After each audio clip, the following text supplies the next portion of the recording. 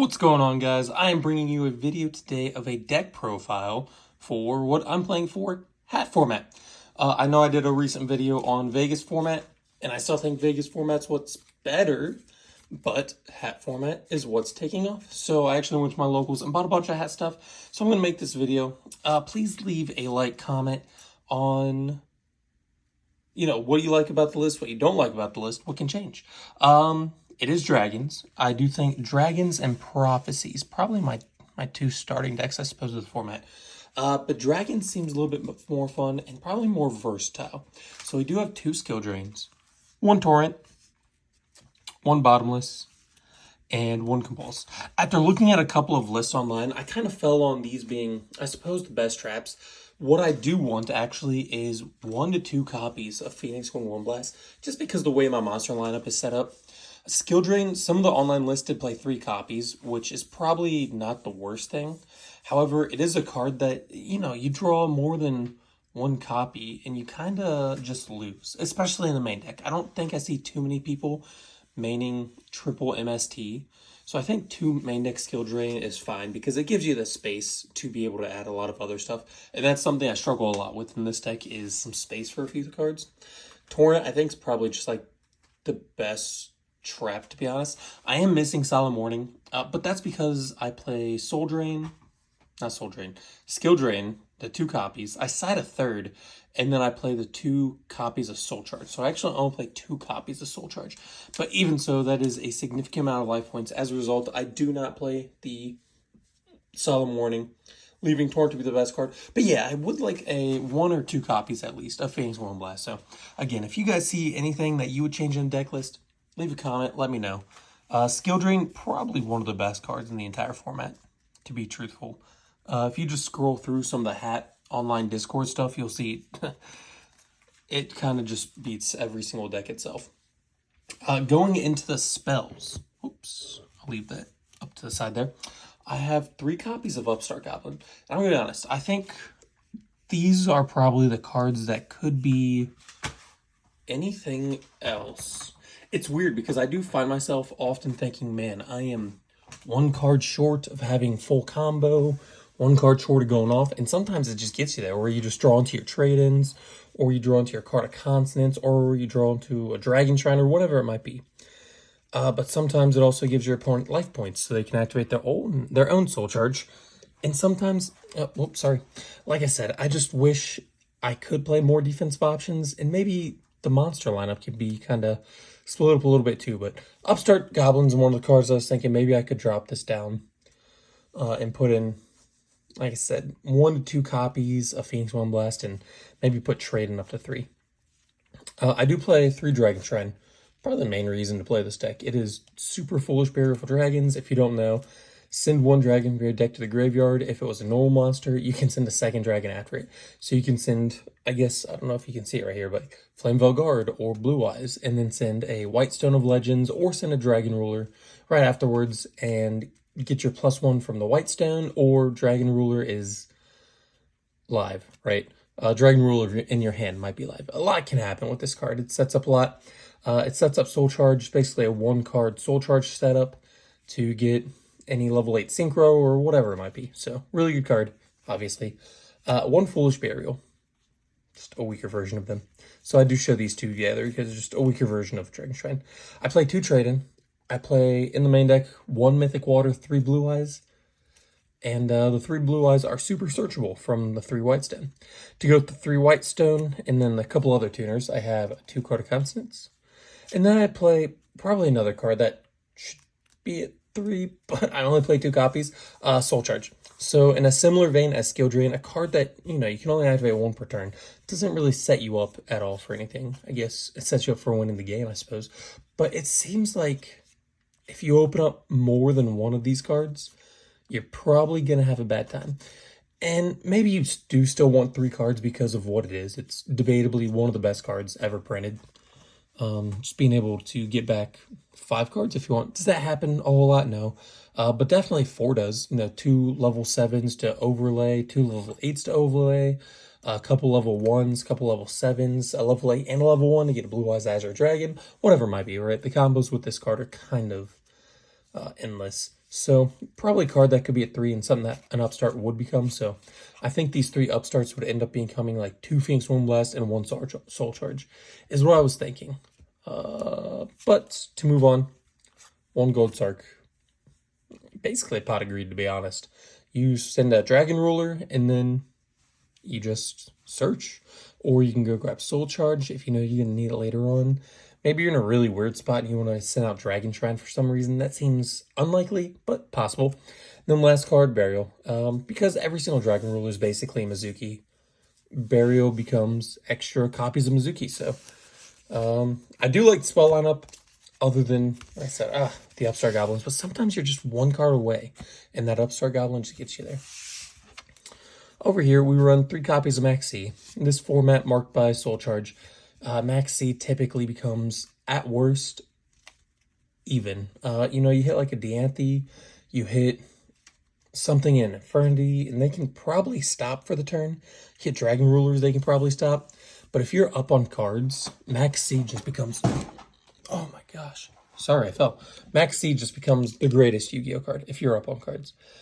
So I don't really see a reason that I would ever drop Max C's. Obviously, it's probably one of the best cards in the format.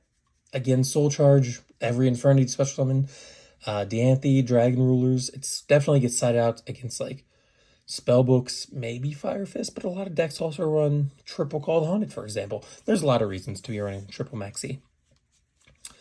Triple Whitestone, another card that could probably be dropped down to 2 copies, if not altogether. This card could potentially just be dropped altogether in favor of a few other Dragon Tuners. However, what it does is just too good, to be honest. Being level 1 and then immediately searching out the level 8 in Blue Wise White Dragon is super powerful. Super duper powerful. Let me see if I can turn this a little bit. Because it turns on your White Stones, it turns on your trade-ins, and it just combos with all your Dragon Rulers. So you can go Dragon Ruler, normal summon this, or Soul Charge, whatever. Synchro into a level 8, doesn't matter. And then you have a search for this. The problem is, once that Blue Eyes gets to your hand, there's not a whole lot you can do with it, except for trade-in. Which is another reason, again, that I really do want a few copies of the Phoenix Moonblast. So, very powerful combo regardless. Good cards, definitely the right way, but maybe it should only be 2 copies of each. 2 Card Trooper, love this card. I am typically not a fan of random special summoning. However, Card Trooper is just like, it doesn't feel random when every single card you hit turns into a +1, to be completely honest. Card is so good.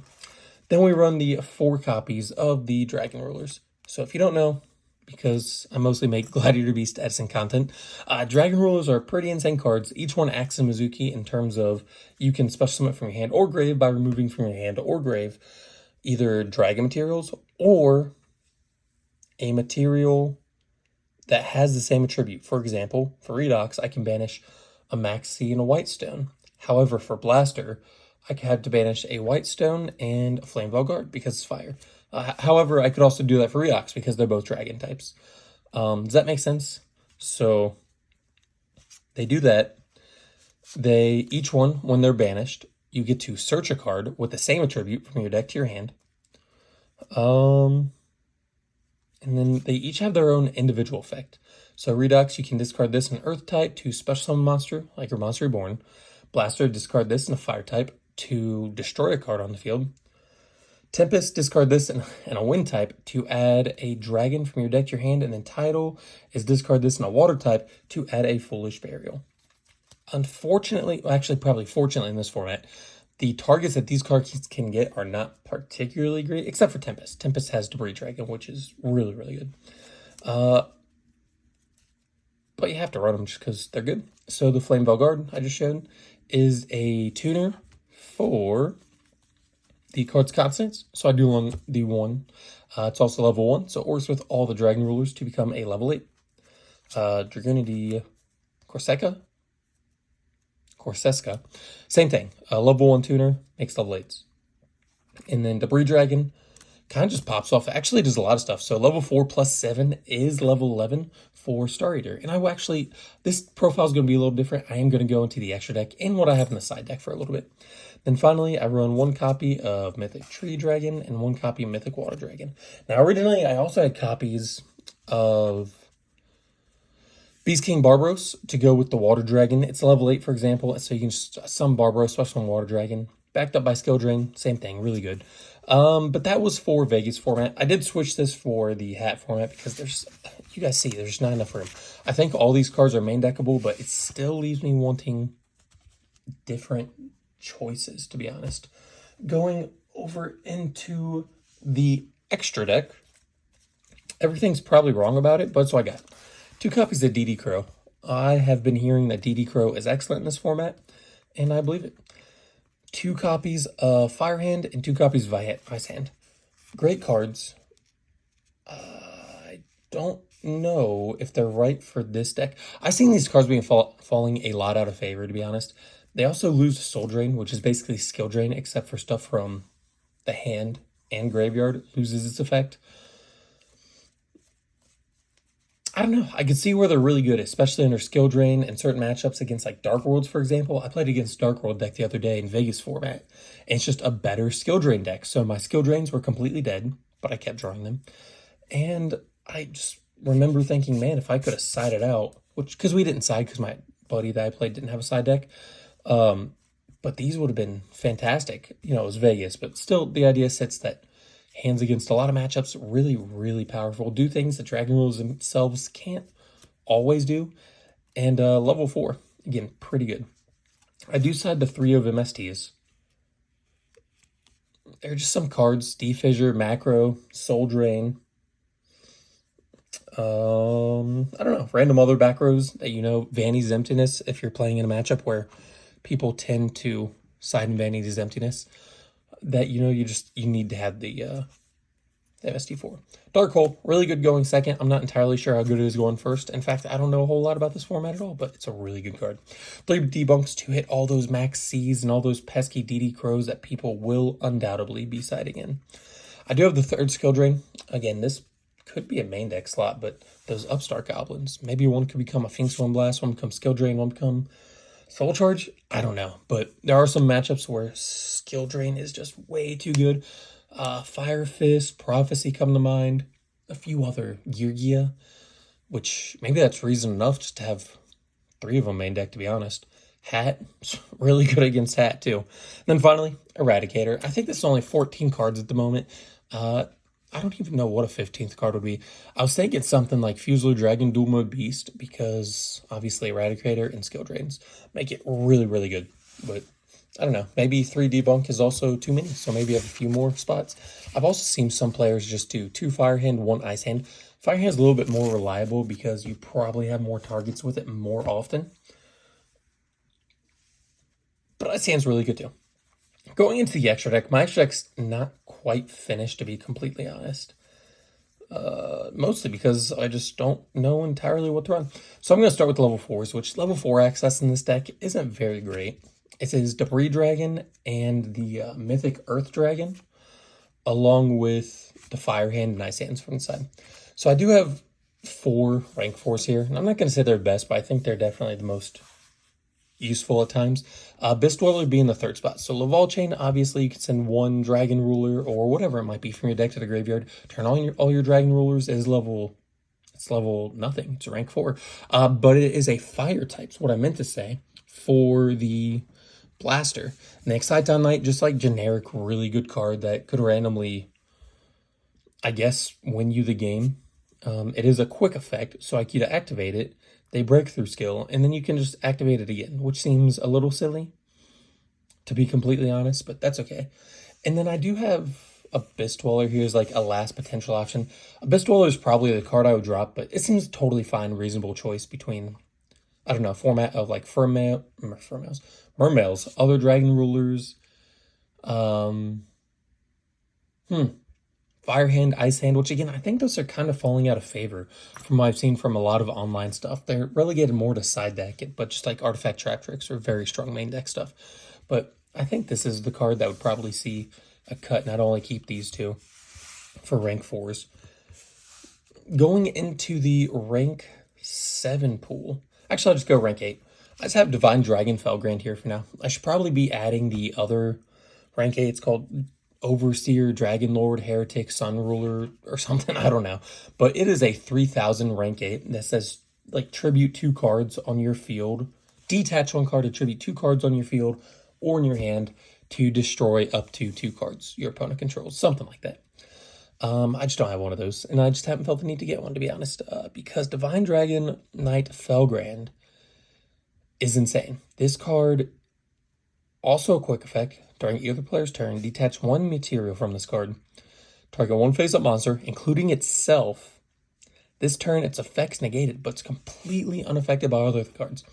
So this is a card that you can just, like, if you get it turn 1 through Soul Charge or whatever it might be, Mythic Water, Mythic Earth Dragon, a lot of decks just struggle against this turn 1. I was talking to a friend of mine the other day, and I was like, what does Prophecy, for example, what do they do against this if you just summon this turn 1, or like Fire Fist, or some of these, I guess, lower tier decks that can't immediately summon a powerful something over 2800 attack turn 1? And I have very little experience in the format. It seems like skill drain or bust, because it seems like you're probably going to have to go -2 to be able to out this card. This card is insane. This card is absolutely insane, and really good artwork too, to be honest.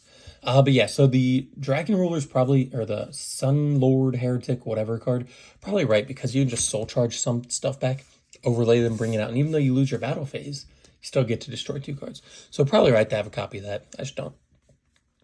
Going into the 7s, this was kind of tough. Obviously, always running at least 1 copy of Big Eye. And Big Eye might be limited.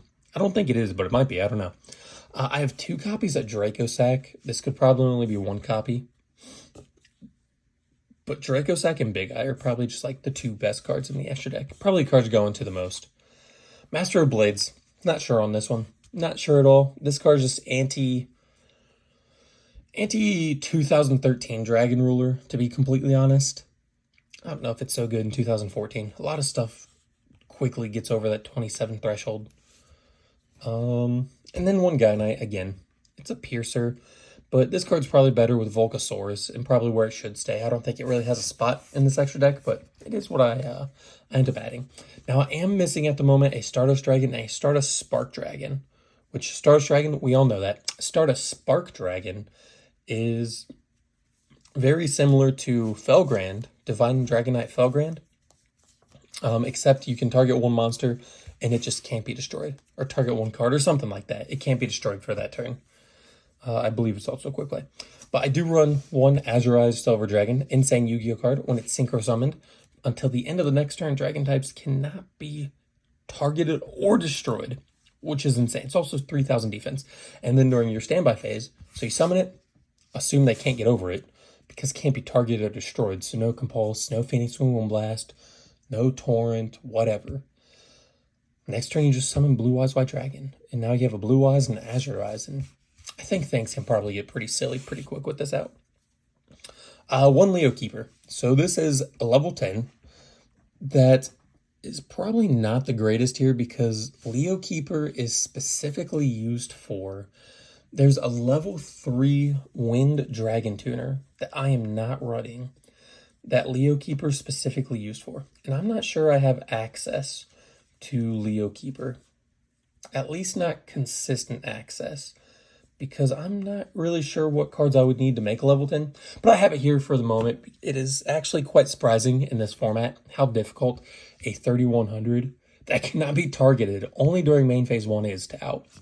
That they have to do anything main phase 2, which means if you do get it out and they can destroy this card or whatever it is, one way or the other, they at least lose their battle phase. So you buy a turn with it. 1 Colossal Fighter, super powerful under skill drain, super powerful at 2800. Sometimes, and I've seen it a couple times actually, you just summon this card defense.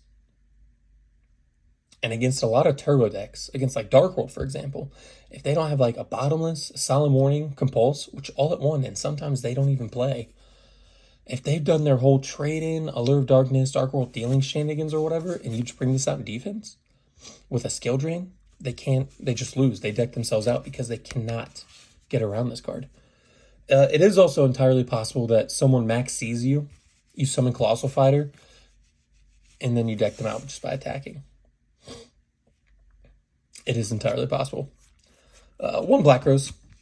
One of the, I'm not going to say the primary reason to run Debris Dragon, but a primary reason. Very similar to the Excite Knight, just blows up the board. It is a dragon. It is level 7, so it actually is very synergistic, and it's fire type too.